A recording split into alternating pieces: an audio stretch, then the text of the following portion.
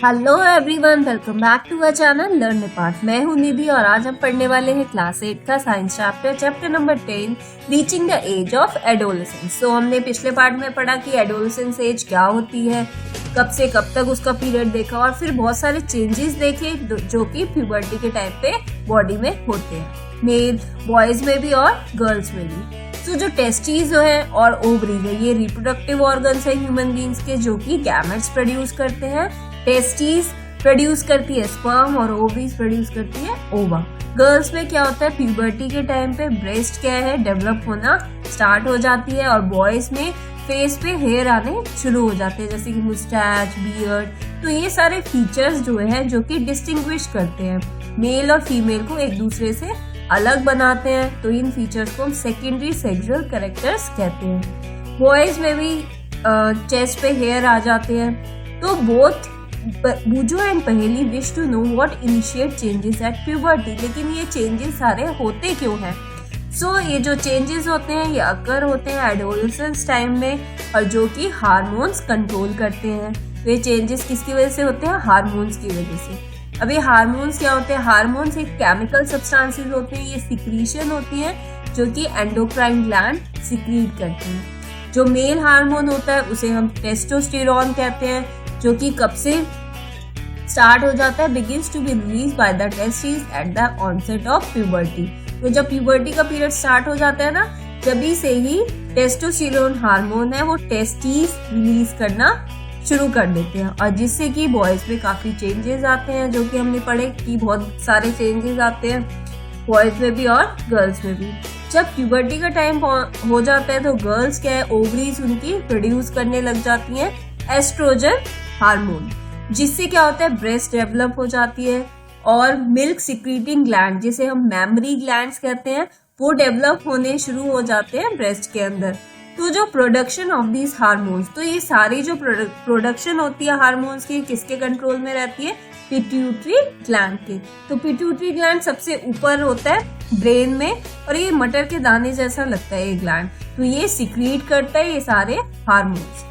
Now role in reproductive function, जो endocrine glands होते हैं, डक्टलेस ग्लैंड्स होते हैं, जो ये हार्मोन सिक्रीट करते हैं एंडोक्राइन ग्लैंड, ये डायरेक्ट ब्लड में ही सिक्रीट कर देते हैं ताकि वहां से जो पर्टिकुलर बॉडी पार्ट है वहां तक पहुंच जाएं। जिस पर्टिकुलर बॉडी पार्ट तक ये पहुंचते हैं हार्मोन्स, उसे हम टारगेट साइट कहते हैं। जो टारगेट साइट होती है वो रिस्पॉन्ड करती है फिर हार्मोन्स के अकॉर्डिंग। तो एंडोक्राइन ग्लैंड्स या डक्टलेस ग्लैंड्स बहुत सारे होते हैं हमारी बॉडी में। तो जो टेस्टिस होती है और ओवरीज होती है वो सिक्रीट करती है सेक्स हार्मोन्स। तो हमने देखा ये जो हार्मोन्स होते हैं इन्हीं की वजह से मेल और फीमेल के सेकेंडरी सेक्सुअल कैरेक्टर्स होते हैं। जो सेक्स हार्मोन होता है वो under the control of hormone from pituitary gland. तो पिट्यूटरी ग्लैंड से हार्मोन सिक्रीट होते हैं जिसकी वजह से सेक्स हार्मोन रिलीज होते हैं। पिट्यूटरी ग्लैंड और भी बहुत सारे हार्मोन सिक्रीट करता है, जिसमें से वन ऑफ विच मेक ओवा मैच्योर। तो एक हार्मोन ऐसा है जो क्या करता है, ओवा को मैच्योर कर देता है ओवरीज में और स्पर्म्स को फॉर्म करता है टेस्टिस में। तो इसका पिट्यूटरी ग्लैंड का क्या प्रोसीजर रहा? सबसे पहले तो हार्मोन्स होते हैं पिट्यूटरी ग्लैंड से निकलते हैं, वो फिर टेस्टिस और ओवरीज को स्टिमुलेट करते हैं, उनको कहते हैं कि तुम रिलीज करो। टेस्टिस रिलीज करते हैं टेस्टोस्टेरोन और ओवरी रिलीज करेगी एस्ट्रोजन फीमेल्स में। तो ये जो रिलीज होता है, अब ये तो डक्टलेस ग्लैंड है तो ये कहाँ पे रिलीज करेगा? ब्लड स्ट्रीम में रिलीज कर देगा और जहाँ पे जो उसका टारगेट साइट है तो वहां पे ये पहुंच जाएगा। जिससे क्या होता है? स्टिमुलेट, जिससे इस प्रोसेस में, इस एज में, प्यूबर्टी टाइम में क्या होता है, बॉडी में बहुत सारे चेंजेस आते हैं। तो आप ये देख सकते हैं ये पिट्यूटरी ग्लैंड है। Now Paheli and Boojho want to know, क्या ये पिट्यूटरी ग्लैंड है, ये जो प्यूबर्टी का टाइम है, ये क्या हमेशा ही रहेगा? एडोलेसेंट बिकेम, तो अब देखते हैं इसका answer, reproductive phase of life in humans. तो ये रिप्रोडक्टिव फेज जो होता है हमारा ह्यूमंस का, ये कब तक रहता है? Adolescent become capable of reproduction, ये हमने पढ़ा। तो फीमेल्स में क्या होता है, जो रिप्रोडक्टिव फेज होता है लाइफ का वो शुरू हो जाता है प्यूबर्टी के टाइम पे, जो कि 10 to 12 ईयर्स ऑफ एज तक है। और जनरली ये कब तक होता है? अप्रोक्सीमेटली 45 to 50 ईयर्स तक। तो ओवा क्या होता है, मैच्योर होना शुरू हो जाता है।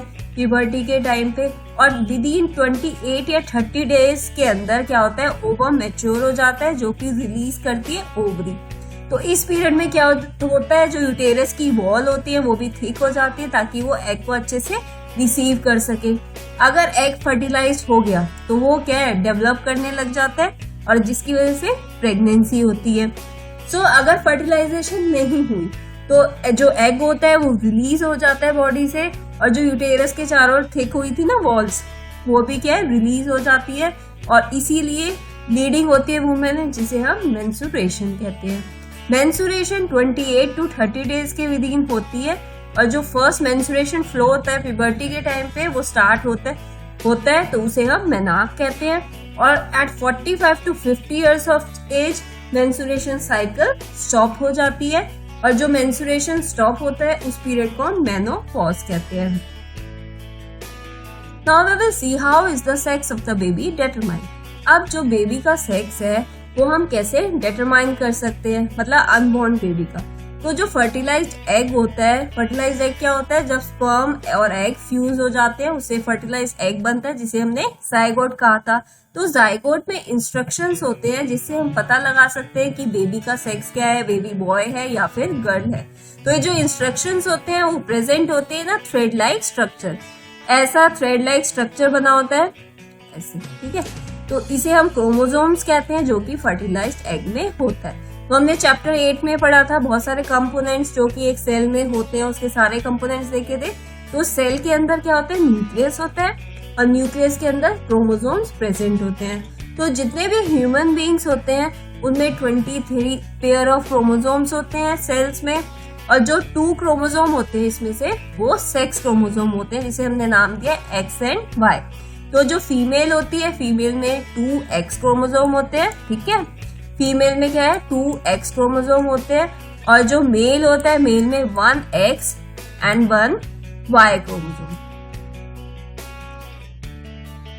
तो जब स्पर्म कंटेनिंग एक्स क्रोमोसोम, तो जो मेल का अगर sperm containing X chromosome fertilize करेगा एग को, इसने sperm containing X chromosome fertilize the egg, ठीक है, तो फिर क्या फॉर्म होगा, एक्स एक्स, ठीक है। तो एक्स एक्स क्या है, बेबी गर्ल।